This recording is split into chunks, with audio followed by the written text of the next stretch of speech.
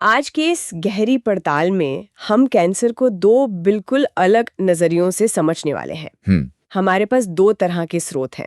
एक है एक प्रतिष्ठित मेडिकल जर्नल का लेख जो इस बारे में है कि कैसे कैंसर अब एक लंबी चलने वाली मतलब एक क्रॉनिक बीमारी बनता जा रहा है। और दूसरा स्रोत एक ऐसी सहायक थेरेपी के बारे में है जिसका मकसद मौजूदा इलाज को बेहतर बनाना है। तो इस चर्चा का मकसद कैंसर से जुड़ी बदलती हुई तस्वीर को समझना है।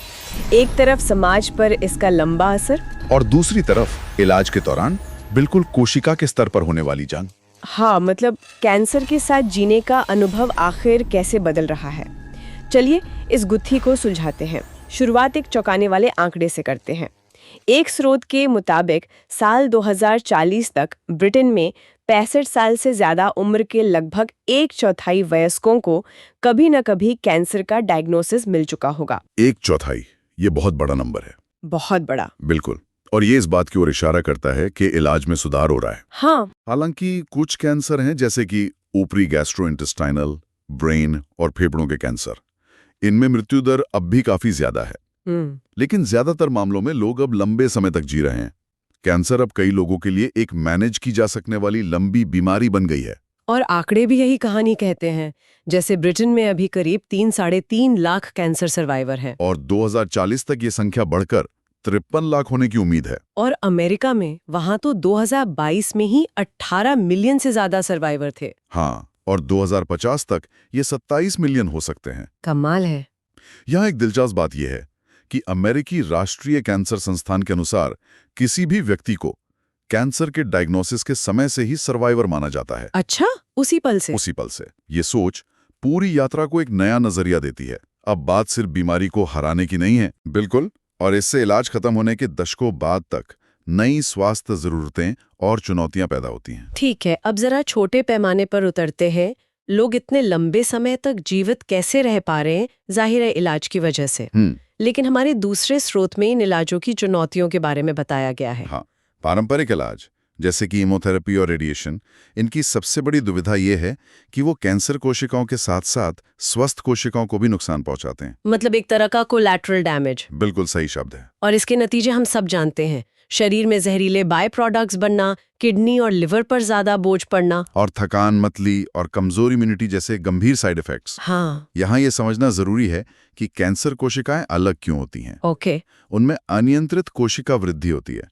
उनकी झिल्लियों मतलब मेम्ब्रेन्स पर नेगेटिव चार्ज कम और पॉजिटिव चार्ज ज्यादा होता है। ये एक बड़ा फर्क है। और तीसरा, उनके माइटोकॉन्ड्रिया जो सेल के पावर हाउस होते हैं, हाँ, वो ठीक से काम नहीं करते।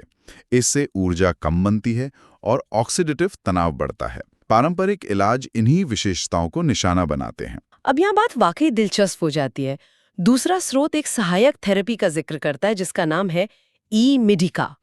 और ये पारंपरिक इलाज की जगह नहीं लेता बल्कि उसके साथ काम करता है। ये VCF यानी वोल्टेज, करंट और फ्रीक्वेंसी पर आधारित है। इसमें जो आकर्षक है वो ये है कि हर हिस्सा एक अलग समस्या पर काम करता है। अच्छा। पहला है वोल्टेज या इलेक्ट्रॉन इन्फ्यूजन।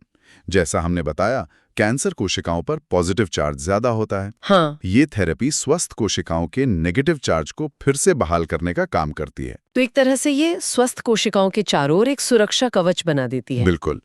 इससे स्वस्थ कोशिकाएं स्थिर होती हैं, कैंसर का बढ़ना धीमा होता है और कोशिकाओं तक ऑक्सीजन और दवा बेहतर तरीके से पहुंचती है। समझ गई। अब दूसरा, करंट, माइक्रो करंट स्टिमुलेशन। इसका सीधा संबंध ऊर्जा से है। ये स्वस्थ कोशिकाओं में ATP यानी ऊर्जा उत्पादन को। एक मिनट, क्या ये आंकड़ा सही है? 500% तक बढ़ा सकता है? हाँ, 500%। ये सीधे तौर पर उस भयानक थकान से लड़ने में मदद करता है। जाहिर है। और कीमो या रेडिएशन से जो ऊतक मतलब टिश्यूज क्षतिग्रस्त होते हैं, उनकी मरम्मत भी करता है। अच्छा। और साथ ही ये कैंसर कोशिकाओं में एपोप्टोसिस यानी प्रोग्राम्ड कोशिका मृत्यु को भी बढ़ावा देता है। ये तो कमाल है। एक तरफ बचाव और ताकत और दूसरी तरफ दुश्मन को खत्म करने का सिग्नल। बिल्कुल। और तीसरा है फ्रीक्वेंसी यानी लक्षित प्रोग्राम। ये तो बहुत ज्यादा टारगेटेड लगता है। हाँ, ये ज्यादा टारगेटेड है। ये खास फ्रीक्वेंसी कैंसर कोशिकाओं के सिग्नलिंग में बाधा डालती है। मतलब उनके कम्युनिकेशन सिस्टम को जाम कर देती है। एक तरह से हाँ। और ट्यूमर के माइक्रो एनवायरनमेंट को बाधित करती हैं। और क्या इसके अलावा भी कुछ है? हाँ, इम्यून सिस्टम को मजबूत करने और शरीर से कीमो के मेटाबोलाइट्स को साफ करने के लिए भी अलग-अलग प्रोग्राम होते हैं। तो कुल मिला के ये एक गहरा दृष्टिकोण है।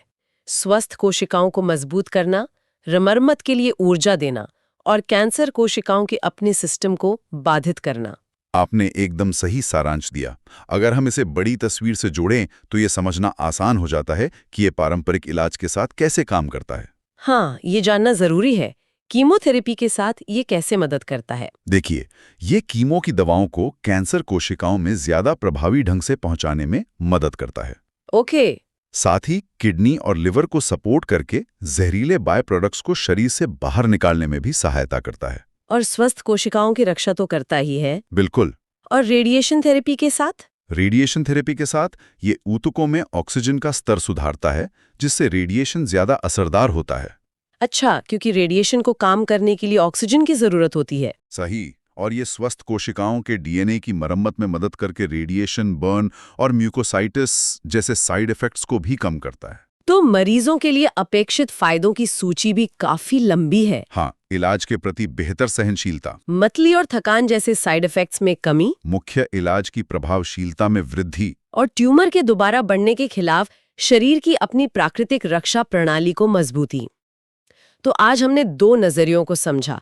पहला, बड़े पैमाने पर जहां लाखों लोग कैंसर के साथ एक लंबा जीवन जी रहे हैं। हाँ, और ये एक क्रॉनिक बीमारी बनती जा रही है। और फिर हमने सूक्ष्म स्तर पर देखा हाँ, बिल्कुल, सेल्यूलर लेवल पर कि कैसे एक सहायक थेरेपी उस इलाज को ज्यादा सहनयोग्य और प्रभावी बना सकती है, जो इस लंबे जीवन को संभव बनाता है। ये एक महत्वपूर्ण सवाल खड़ा करता है। क्या? जैसे जैसे हम कैंसर को एक क्रॉनिक स्थिति में बदलने में बेहतर हो रहे हैं, भविष्य के इनोवेशंस का फोकस कितना सिर्फ कैंसर को नष्ट करने पर होना चाहिए और कितना उस व्यक्ति के जीवन की गुणवत्ता और स्वास्थ्य को इलाज के दौरान और उसके बाद बनाए रखने पर